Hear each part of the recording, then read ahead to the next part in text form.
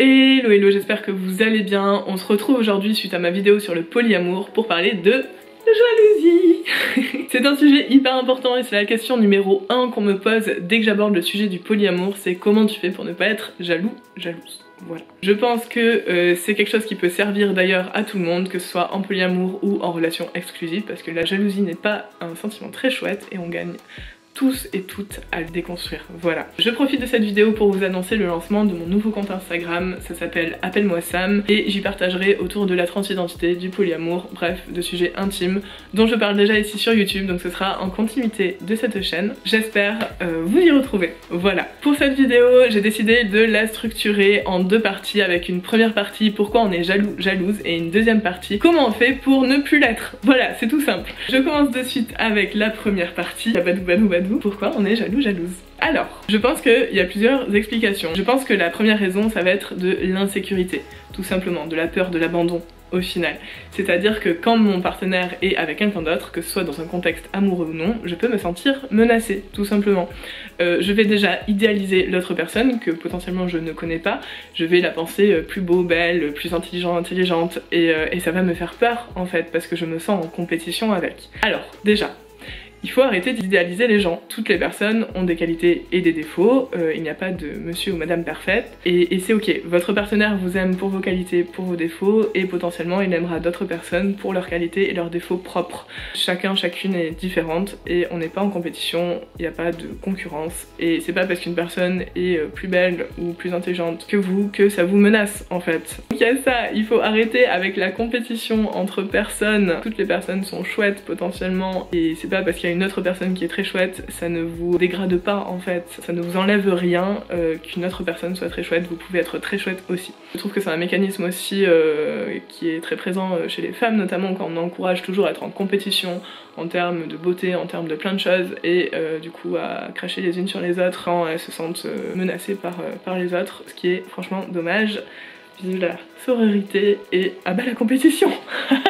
Je reviens à la jalousie qui est liée aux insécurités, donc à l'idéalisation d'un autre partenaire potentiel, au fait de se sentir en concurrence ou en compétition avec ces autres personnes, au manque de confiance en soi, en se disant si mon partenaire il est avec une autre personne, il ou elle va se rendre compte que bah en fait c'est pas si chouette avec moi, que je suis pas si drôle, si intelligent machin, que finalement bah il ou elle est mieux avec cette autre personne.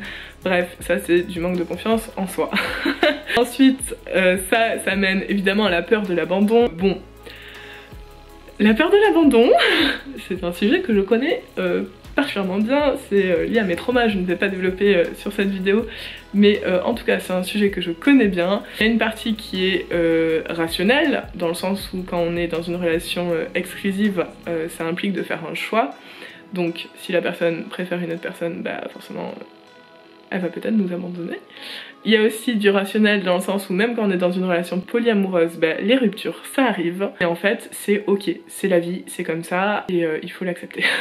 Tout simplement. Aujourd'hui j'ai beaucoup moins peur de ça, parce que je fais beaucoup plus confiance à mes partenaires, j'ai plus confiance en moi aussi, et je me dis que finalement si un ou une partenaire veut rompre avec moi, c'est qu'il y a une bonne raison, et soit je l'aurais ressenti, soit au final bah, ce sera un mal pour un bien entre guillemets, parce que si la personne ne veut plus relationner avec moi, c'est qu'a priori bah il y a un souci, et voilà. Du coup sur la peur de l'abandon, il y a aussi une partie irrationnelle qui est pas facile à déconstruire et où on a besoin d'être rassuré grosso modo. Je développerai dans la partie 2 les techniques pour se rassurer par rapport à ça. Ensuite je pense qu'au-delà de l'insécurité, enfin pour moi c'est la partie la plus importante dans la jalousie, enfin moi en tout cas quand je peux ressentir de la jalousie c'est que je me sens en insécurité. Dans le cadre du polyamour, l'insécurité ça peut aussi être une question de priorisation, dans le sens où mon partenaire ou ma partenaire rencontre une nouvelle personne qui est très chouette, avec qui ça se passe bien, mais potentiellement, voilà, une semaine ça a 7 jours, potentiellement il ou elle va prioriser cette nouvelle personne par rapport à moi. Et là je vais être jaloux parce que ça m'enlève effectivement quelque chose, alors que avant ça ne me l'enlevait pas. Par exemple si un vendredi soir j'ai un truc à faire et que un partenaire voit quelqu'un d'autre, bon bah voilà, je vais pas être jaloux, ça n'enlève rien à ma relation, de toute façon je ne comptais pas le ou la voir, enfin bon. Voilà. Par contre si un autre vendredi j'ai envie de le ou la voir et que la personne me dit bah en fait non je préfère voir telle autre personne, là potentiellement je vais être en mode ah Bouh.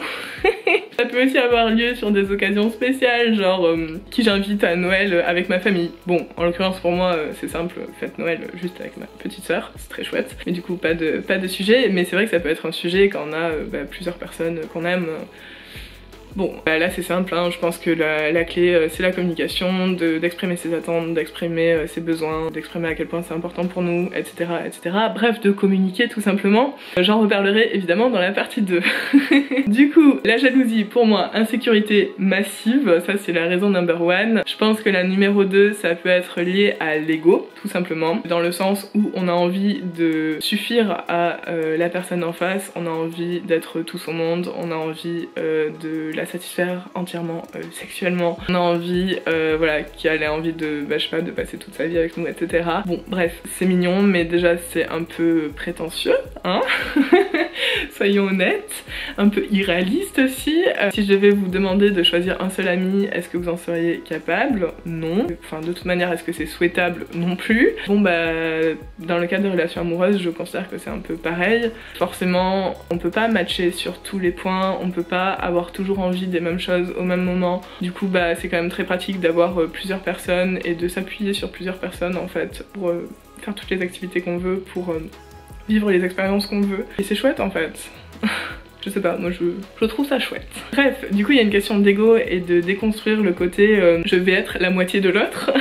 Ça prend un peu du temps, mais au final déconstruire ça c'est aussi déconstruire j'ai besoin de quelqu'un pour exister, j'ai besoin de quelqu'un pour être ma moitié, j'ai besoin de quelqu'un pour me combler et tout ça. Et en fait au final on y gagne d'être autonome, de compter sur soi, de retrouver une individualité en fait, et de se dire en fait je vais aller prendre ce que j'ai envie de prendre dans les relations, mais ce qui compte c'est moi, et je vais pas m'adapter à l'autre en fait, je fais plus de compromis, forcément un minimum, mais disons que je fais plus de gros compromis, je fais plus de trucs à contre-cœur, et de toute manière c'est jamais chouette quand on fait les choses à contre-cœur, donc il vaut mieux deux personnes qui soient enthousiastes pour faire une même activité on va dire, qu'une qui soit pas très motivée. Voilà, du coup je pense qu'il y a à la fois une question d'insécurité, une question d'ego, et enfin je suis obligée d'en parler, mais une question de domination. Voilà, le mot est posé. Je considère que je suis obligée d'en parler dans le cadre de relations hétérosexuelles plutôt évidemment. Ça va être l'homme qui veut contrôler sa partenaire. Quand je dis contrôler, ça va être contrôler son corps, comment elle s'habille, qui elle voit, avec qui elle parle, ce qu'elle mange parfois, etc. etc. etc. Bon ça s'appelle des violences conjugales, hein. Voilà, on va mettre le mot. C'est pas joyeux mais je me sens obligée d'en parler. Pour rappel, il y a encore un nombre affolant de féminicides en France chaque année, et ça c'est lié à la jalousie. Voilà, c'est le cas extrême, mais vous entendrez des hommes dire mais oui mais je l'ai fait parce que je l'aime. Voilà, c'est violent, mais je pense que c'est vrai. Si vous vous reconnaissez dans ce que je dis, je vais vous mettre un outil en barre d'infos qui s'appelle le violentomètre, il me semble, qui vous permet d'évaluer la violence dans une relation, dans votre relation amoureuse. Faites attention, je vais pas développer beaucoup sur ce sujet qui n'est pas très rigolo, et je vous invite à aller écouter Le cœur sur la table, le podcast de Victoire Tuaillon, à lire Sortir de l'hétérosexualité de Juliette Drouard. J'ai acheté aussi celui de Mona Chollet, Réinventer l'amour quand le patriarcat sabote les relations hétérosexuelles. Je sais pas encore ce qu'il vaut, mais je suppose que ça parle de ça aussi. Bref, je vous invite à aller voir d'autres sources si vous n'êtes pas convaincu que la jalousie ça peut être de la domination, mais clairement voilà, et faites attention à vous si vous êtes dans ce type de relation là, c'est dangereux, c'est pas souhaitable. Plein d'amour et de love pour surmonter ça. Voilà, c'est pas facile de s'en sortir, mais on peut y arriver. Donc j'arrête de parler là de pourquoi on est jaloux, jalouse, et je vais parler de comment on fait pour arrêter de l'être. Je parle évidemment d'insécurité et d'ego dans ce cas-là, pour le reste, voilà. La première chose que m'a appris le polyamour, c'est à communiquer avec mes partenaires. C'est hyper important en fait de communiquer et c'est vraiment la clé, voilà, dans le polyamour. De communiquer à la fois sur l'amour, c'est-à-dire de dire je t'aime, d'exprimer son affection à l'autre, son attachement, pour justement énoncer tout ça et que l'autre se sente en confiance, ne se sente pas menacé, tout ça. Donc parler de son amour, mais aussi parler de ses insécurités insécurités, parler de ses craintes, parler de ses peurs, parce que c'est ok en fait, on a le droit d'être jaloux, jalouse, ça peut arriver à tout le monde, c'est pas parce qu'on est en polyamour que forcément on est parfait et qu'on arrive à ne pas ressentir ce genre de choses. Ça peut arriver, c'est ok, il suffit d'en parler avec ses partenaires, en général en parler d'ailleurs, ça suffit à désamorcer les choses et c'est chouette. Voilà, c'est chouette d'en parler, de dire voilà, hier il s'est passé ça, ça m'a rendu jaloux parce que ça, j'aimerais en parler avec toi et voilà, et d'avoir le ressenti de l'autre sur le sujet. Utiliser la communication non violente dans le sens dites je ressens que parce que il s'est passé ça, et toi comment tu le ressens, on confronte c'est la vision de l'un et de l'autre et en général on comprend rapidement les choses et ça va mieux. Voilà, ça aide de parler du coup de ses sentiments et de ses insécurités avec ses partenaires. C'est chouette. J'ai un exemple, j'ai un partenaire, au tout début de notre relation, il a annulé au dernier moment quand on devait se voir et j'étais juste super déçue. Je me suis sentie abandonnée et franchement c'était horrible. J'en ai parlé avec lui plus tard en lui disant écoute, à ce moment-là je me suis sentie comme ça parce que concrètement t'as annulé 2 heures avant qu'on se voit, j'aimerais comprendre pourquoi de ton point de vue et qu'est-ce qui s'est passé et je t'exprime que c'est mon fonctionnement à moi, mais en gros quand tu fais ça, je ressens une peur irrationnelle de l'abandon et c'est pas chouette du tout. Et on en avait discuté et cette personne-là m'avait expliqué qu'à ce moment-là il se sentait pas bien et qu'il avait besoin de passer du temps seul et qu'il fonctionnait comme ça aussi. Et voilà, on s'est mis d'accord que lui il faisait des efforts pour me prévenir vraiment avant et m'exprimer qu'il m'aimait quand même et que m'expliquer pourquoi il avait besoin de passer du temps tout seul quand il annulait et moi de mon côté de savoir que ça n'avait rien à voir avec moi et voilà. Bref, tout ça pour dire que en parler ça aide vraiment à désamorcer les choses. Les relations se basent là-dessus de toute façon, hein, la communication et en général quand ça fonctionne mal il y a une histoire aussi de communication derrière ou de mauvaise volonté, ça dépend des gens. Mais bon, bref, communiquer franchement c'est la clé en polyamour, c'est super important. Je pense que en termes de communication c'est important aussi de poser ses limites, de dire moi je suis ok pour qu'on parle de ça ou je suis pas ok pour qu'on parle de ça. Par exemple il y a des personnes qui ne veulent pas savoir, ne veulent pas entendre parler des autres relations de l'autre. À titre personnel ça me dérange pas, j'aime pas spécifiquement qu'on entre dans les détails intimes ou quoi, comme avec des amis en fait.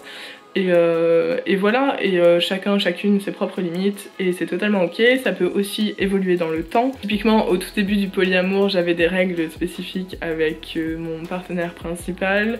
On avait des règles genre on voulait se dire dès que quelque chose était prévu avec quelqu'un ou quand on était à distance on se le disait pas de suite et on se le disait après. Bon voilà, ça dépend, ça a évolué, juste à vous d'en discuter avec vos partenaires pour savoir ce qui vous convient et faites au mieux. Je pense qu'en autre chose pour travailler sur sa jalousie, c'est tout simplement travailler sur soi, sur sa confiance en soi, sur son autonomie relationnelle en fait, tout simplement de se dire j'ai pas besoin d'une personne pour me remplir, me combler et donner du sens à ma vie. J'aime ma vie, je m'aime suffisamment en fait pour me suffire entre guillemets, enfin je me suffis pas mais j'ai besoin de relations évidemment, mais j'ai pas besoin d'une seule personne qui vienne combler un vide béant. Non, en fait je fais des choses par moi-même, j'aime des choses que je fais, j'aime interagir avec mes partenaires, mais j'attends pas d'une personne qui vienne tout combler, voilà, combler quoi que ce soit dans ma vie. C'est important en fait et du coup je me sens beaucoup plus serein, beaucoup plus autonome et c'est ok. Et bien sûr que je serais malheureuse si j'ai un partenaire qui veut plus relationner avec moi, je serais triste. Mais j'ai confiance en moi, je connais ma valeur et je serais triste de plus interagir avec cette personne là, mais je sais qu'il y en aura d'autres, que de toute façon ce qui compte c'est d'être bien avec soi-même avant d'être bien avec les autres. Voilà.